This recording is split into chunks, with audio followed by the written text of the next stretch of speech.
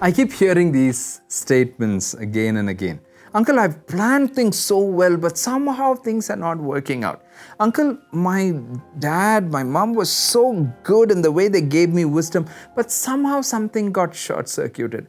Or it's on the other place. Uncle, I was told to do like this. I thought I was a little smart and I did it. I think I got it right, but somehow it got short circuited. I understand. I hear what you're saying. But look at this verse. Proverbs 16, verse 9. Proverbs 16, verse 9. The mind of man plans his way, but the Lord directs the steps. What does that mean? Oh, the mind of a man plans his way. I'm not saying we should never plan. There's sometimes young people would say, okay, fine, I trust the Lord, I will never plan. This is a very important principle. Faith is very important, but you need to also have prudence. Prudence that is married with faith will only take you somewhere.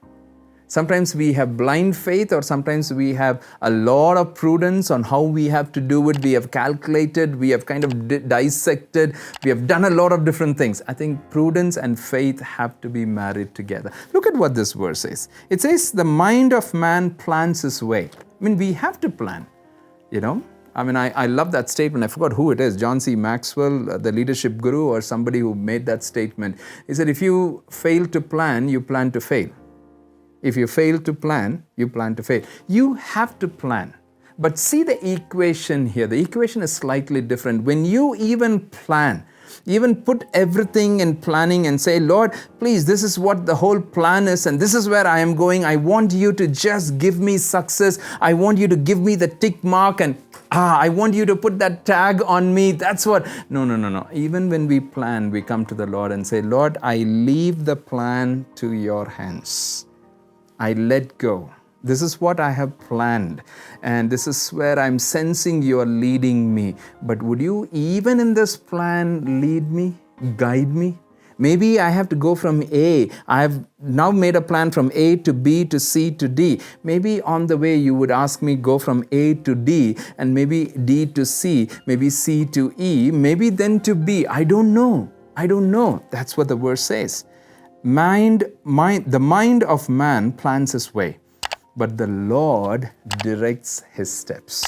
See, if the Lord is going to direct the steps, then we will exactly know. Now, one thing that you have to remember this, the way you plan things, the Lord will direct your steps is not the way He will do it with your friend's life or your sister's life or your brother's life. No, it's different.